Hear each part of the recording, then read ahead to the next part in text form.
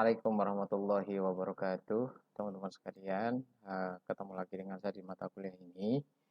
Teman-teman, pertama saya harus mohon maaf karena saya tidak bisa langsung ngajar melalui Zoom, ya. Saya melalui YouTube saja. Ini video yang sudah saya rekam sebelumnya.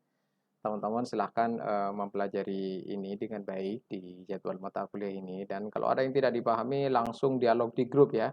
Langsung dialog di grup karena saya sedang ada di luar, tidak di Jogja. Jadi teman-teman nanti silahkan langsung dialog di grup saja kalau sudah menjelaskan atau sudah mendengarkan video ini. Materi hari ini adalah lanjutan dari materi kemarin, yaitu materi tentang latar belakang masalah dan rumusan masalah. Sebenarnya yang paling sulit memang di latar belakang masalah dan rumusan masalah itu kalau udah selesai semua sebenarnya desainnya itu, ya. Nah, tujuan ini memang penting juga, salah satunya yang paling penting karena tujuan ini nanti mengarahkan teman-teman di dalam apa namanya, proposal atau skripsi teman-teman sekalian. Baik, saya akan langsung, semoga tidak lama ya. Pertama, tujuan penelitian itu ini secara umum dulu ya. Jadi ada 3 komponen tujuan penelitian. Pertama, tujuan dari tema yang teman-teman teliti. Kira-kira teman-teman meneliti itu bertujuan untuk apa? Tema ini kamu angkat tuh apa tujuannya? Gitu ya, tujuan penelitian, arah dari penelitian dari tema yang teman-teman teliti. Jadi arahnya mau kemana? Gitu kira-kira ya. Yang kedua, berisi mengenai indikasi, informasi, dan data apa yang akan teman-teman cari dalam penelitian. Jadi teman-teman sekalian, nanti tujuan penelitian itu mengarahkan, memberikan petunjuk pada teman-teman, kira-kira data apa yang ingin dicari. Sehingga kalau tujuan itu jelas, kan datanya yang mau dicari itu apa jelas, informasi apa yang jelas, karena akan memandu teman-teman. Jadi yang pertama itu tujuan penelitian itu memberikan arah, mau kemana risetnya teman-teman itu, ya. Jadi ingat tujuan yang pertama itu mengarahkan kira-kira tujuan riset teman-teman itu mau kemana, tema teman-teman itu mau kemana. Yang kedua, nanti juga tujuan penelitian ini itu juga mengarahkan teman-teman pada data, informasi, indikasi apa yang dibutuhkan untuk penelitian teman-teman. Jadi kira-kira nanti dengan kalau tujuan begini data apa ya yang harus saya cari. Kalau saya tujuannya begini, kira-kira data apa ya yang harus saya kembangkan. Gitu-gitu. Nah, yang ketiga, tujuan penelitian ini harus berbentuk nanti kalimat pernyataan. Ya. Jadi, kalau rumusan masalah kalimat pertanyaan, kalau apa namanya tujuan penelitian berbentuk kalimat pernyataan atau statement. Saya akan masuk ke sini langsung, jadi biar tidak terlalu lama ya. Oke. Nah, ini secara umum ya, secara umum penelitian teman-teman. Tujuannya apa sih? Tujuan penelitian secara umum itu untuk apa sih? Gitu ya. Yang pertama, tujuan penelitian secara umum itu bertujuan untuk menemukan ilmu baru, meneliti untuk menghasilkan pengetahuan baru. Ini yang disebut dengan tujuan eksploratif. Rasanya tujuan yang ini agak berat ya untuk skripsi. Gitu ya, mungkin tesis atau disertasi di sini. Menemukan ilmu baru, mengonstruksi pengetahuan baru dan sebagainya. Tetapi juga yang pertama ini bisa berpengertian seperti yang kedua ini. Bisa juga karena untuk mengembangkan pengetahuan yang sudah ada sebelumnya. Jadi sebenarnya hampir pasti riset-riset itu mau skripsi, mau tesis, itu mesti biasanya tema-tema itu sudah diriset atau dilakukan riset sebelumnya oleh yang lain. Nah, tinggal kita mau mengembangkan apa enggak, mau ngasih angle baru apa enggak, mau ngasih perspektif baru atau enggak, menemukan cara lain untuk meneliti tema yang sama itu ada apa enggak, itu yang paling penting. Karena itu untuk tujuan yang kedua ini mutlak teman-teman harus membaca riset sebelumnya. Mau nggak mau harus baca riset sebelumnya. Kalau nggak baca riset sebelumnya ya nggak mungkin tujuan yang kedua ini. Jadi baca riset sebelumnya itu teman-teman akan diarahkan nanti menemukan kata kunci penting, menemukan konsep-konsep kunci, menemukan teori-teori bagus. Bahkan nanti menemukan yang paling penting dan utama, mana bedanya riset teman-teman dengan riset yang sudah ada yang setema itu. Bedanya ada di mana, menemukan arahnya di mana gitu ya.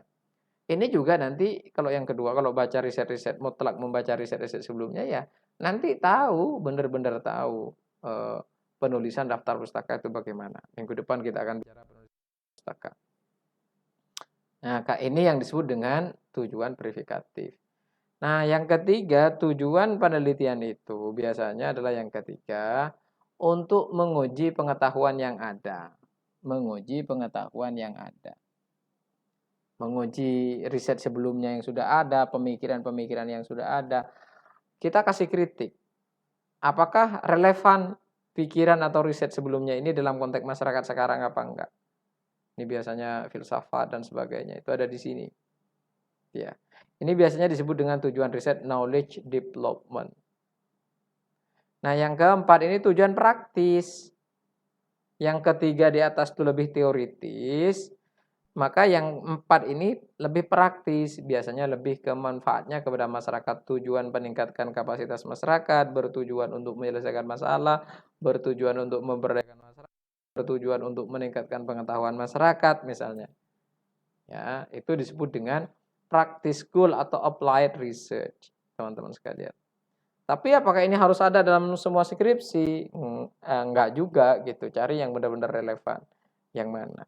Tapi biasanya nanti ini kan langsung dibagi dua ini, yaitu manfaat teoritis dan manfaat praktis. Teoritis itu isinya yang tiga tadi itu. Yang tiga ini. Yang teoritis apakah menemukan ilmu baru atau mengembangkan penelitian sebelumnya, atau bertujuan menguji atau melakukan merelevansi ulang terhadap riset sebelumnya. Itu tujuan teoritis.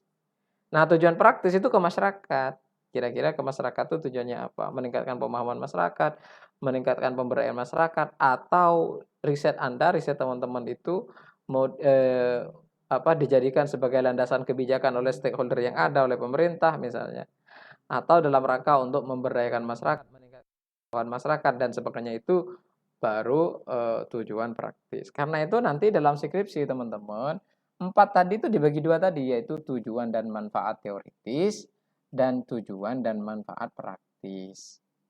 Nah, kalau kita ini sosiologi agama, maka manfaat tujuan dan manfaat teoritis itu tidak boleh keluar dari core studi kita sosiologi agama. Ya, untuk skripsi cukup di situ. Kalau mungkin tesis atau disertasi itu nanti lebih ke teoritis dalam arti teori pemikiran Weber atau apa gitu ya. Tapi kalau enggak, kita ke core studi aja. Jadi kira-kira manfaat teoritis ke core studi misalnya memperkaya hasanah pengetahuan sosiologi agama dan sebagainya itu ya. Gitu. Nah, kalau ada tujuan dan manfaat praktis. Ini nanti untuk masyarakat, konteksnya untuk masyarakat, untuk kepentingan kebijakan, untuk kepentingan pemberdayaan, untuk mementingkan peningkatan pengetahuan masyarakat dan sebagainya. Manfaat praktis namanya, oke.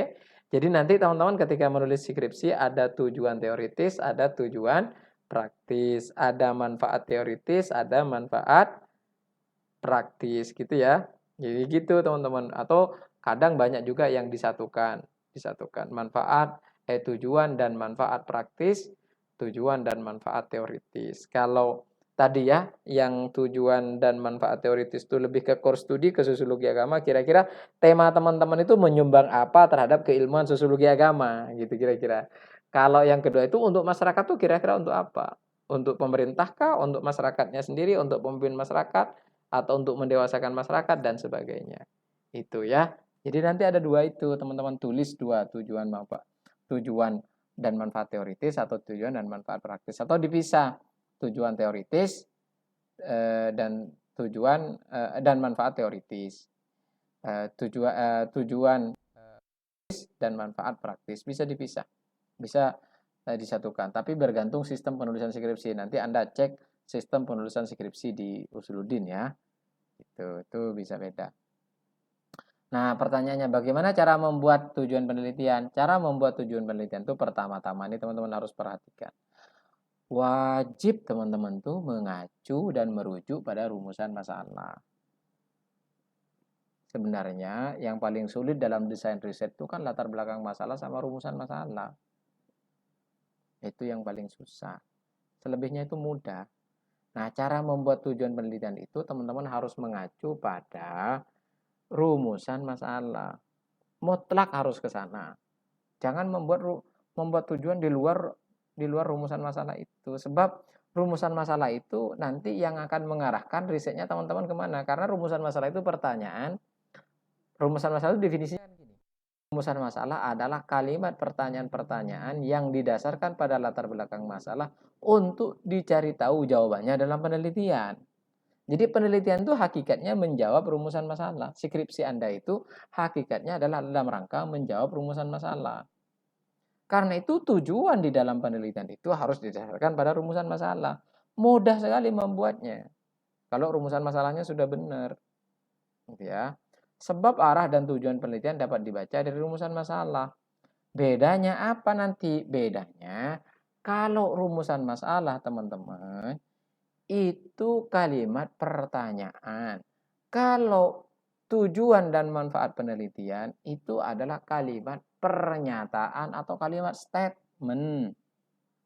Ya, itu kata kunci penting tuh. Kedua, cara membuat tujuan dan manfaat penelitian adalah teman-teman tuh harus mencari kalimat operasional. Jadi kalimat statement harus didahului atau harus muncul kalimat operasional di sana. Di sini memang agak sulit, Tetapi enggak kok mudah, saya kira enggak mudah. Saya kira mudah ya. Saya kira apalagi cuma mencari kalimat operasional. Kalimat operasional itu kan kalimat yang menunjukkan pekerjaan, gitu aja. Hanya saja yang cocok itu yang mana, itu aja mungkin yang susah. Biasanya kalimat operasional itu juga didasarkan pada rumusan masalah. Misalnya gini ya, contoh kalimat operasional itu apa? Contoh-contoh kata-kata operasional, misalnya mengidentifikasi. Asal katanya kan identifikasi menjadi mengidentifikasi. Mendeskripsikan, mengukur, analisis menjadi menganalisis, banding menjadi membandingkan. Ya kan gitu. Jadi harus muncul kalimat operasional seperti ini dalam tujuan dan manfaat penelitian. Oke? Jadi itu ya, harus muncul baik dalam manfaat teoritis maupun baik dalam tujuan dan manfaat teoritis maupun dalam tujuan dan manfaat praktis itu harus kalimat operasional. Ya. Oke, ini banyak yang keliru yang sebelum-sebelumnya itu. Contoh teman-teman, saya akan langsung kasih contoh dah. Biar nanti teman-teman punya pembayangan. Contoh operasional. Jika rumusan masalahnya bunyinya bagaimana pengaruh agama dalam membangun etos bertani masyarakat Piungan, kira-kira dicari kalimat operasional yang lengkap dan dijadikan statement dalam tujuan penelitian itu apa? Oh, nemu nih kata mengukur. Maka tujuan penelitiannya berbunyi gini kira-kira. Mengukur pengaruh agama pada etos bertani masyarakat Piungan. Gitu loh. Jadi di sini mengukur itu kalimat operasional. Dan mengukur pengaruh agama pada etos bertani masyarakat Piungan itu didasarkan pada rumusan masalah sebelumnya. Itu cara membuatnya mudah kan? Saya kira nggak sulit, sangat mudah sekali. Rumusan masalah dibuat pernyataan, harus menyatakan kalimat atau kata operasional, oke? Itu, saya kira mudah banget. Tolong ini dibuat gitu. Nah, contoh dalam kalimat lengkap nih. Misalnya ya, ini tentang COVID-19, tentang trauma kekagetan dan shock orang ketika COVID-19 itu melanda kita Indonesia. Nah, akhirnya gini, kira-kira tujuannya apa? Tujuan penelitian ini bertujuan untuk melengkapi. Nah, kata melengkapi itu kan sudah operasional tuh. Kata operasional. Penelitian ini untuk melengkapi. Ini manfaat teoritis nih, kelihatan nih kan? Manfaat teoritis. Atau tujuan teoritis. Penelitian ini bertujuan untuk melengkapi kekurangan dari studi yang ada sebelumnya. Ya kan? Jadi tujuan teoritisnya itu melengkapi kekurangan dari studi sebelumnya serta memetakan itu kan sudah kalimat operasional tuh. Memetakan secara seksama pengalaman traumatis yang dialami masyarakat sejak munculnya wabah COVID-19. Nah, mungkin ini gini, rumusan masalahnya awalnya gini. Bagaimana peta pengalaman traumatis psikologis yang dialami masyarakat pada masa pandemi. Nah, ya. Bagaimana peta pengalaman traumatis. Lalu kemudian dijadikan kalimat statement dengan kalimat operasional. Memetakan secara seksama pengalaman traumatis. Nah, gitu ya. Misalnya nih, yang kedua yang selanjutnya. Untuk menjelaskan, mungkin rumusan masalahnya adalah mengapa dapat terjadi dalam konteks Indonesia, trauma dalam konteks wabah COVID-19. Maka di sini untuk tujuan penelitian ini bertujuan untuk menjelaskan mengapa trauma dapat terjadi dalam konteks Indonesia. Ini memang kalimat tanya mengapa trauma terjadi, tapi itu sebenarnya kalimat statement kan, bukan rumusan masalah. Gitu teman-teman sekalian. Jadi secara teoritis ada di sini. Nah, kalau secara praktis itu gimana? Secara praktis itu seperti di bawah ini, manfaat penelitian. Secara praktis. Pengetahuan tentang faktor yang mendasari munculnya trauma dalam masyarakat. Ya. Pengetahuan tentang faktor yang mendasari munculnya trauma dalam masyarakat. Selain dapat menjadi pengalaman yang berharga bagi peningkatan kesiapan di masa yang akan datang. Jadi kalau COVID-19 itu menjadi pengalaman yang berharga nih, harus didokumentasikan dalam bentuk. Juga dalam rangka memberi jalan bagi penanganan yang lebih efektif. Jadi kalau ada COVID lagi, kalau ada trauma lagi, itu dapat ditangani dengan mudah. Itu kan manfaat praktis atau tujuan praktis. Jadi tujuan praktisnya adalah ini menjadi pengalaman nih bagi masyarakat nih. Kalau besok ada COVID lagi. Dan juga ini menjadi contoh praktis nih untuk kemudian kalau ada COVID atau wabah lagi bisa ditangani secara efektif. Ah, gitu itu tujuan praktis. Gitu teman-teman ya. Oke, ada 3 kata kunci, tolong diingat 3 utama. Pertama, penelitian teman-teman ini, desain riset atau skripsi teman-teman itu dipandu nanti diarahkan karena sudah disusun atau dirumuskan tujuan penelitiannya. Jadi teman-teman tidak melebar kemana-mana. Karena banyak sekali teman-teman itu tujuannya untuk pengembangan teoritis sosiologi agama, tapi pakai sosiologi umum, arahnya nggak ada agamanya sama sekali. Nah itu nanti kemana-mana. Yang kedua, harus didasarkan pada rumusan masalah, lalu rumusan masalah dijadikan kalimat statement atau pernyataan dengan kalimat operasional. Oke. Yang ketiga adalah ketika dalam melakukan ini, teman-teman susun manfaat teoritisnya dan manfaat praktisnya atau tujuan teoritisnya dan tujuan praktisnya. Oke, bisa dipisah dua-duanya atau bisa disatukan. Tapi biasanya tinggal mengikuti template cara penulisan proposal yang ada di lembaga masing-masing. Kalau di Suludin cek aja, bisa di-download kok, banyak caranya ya. Oke, saya kira itu teman-teman sekalian. Terima kasih, jangan lupa bahagia. Assalamualaikum warahmatullahi wabarakatuh.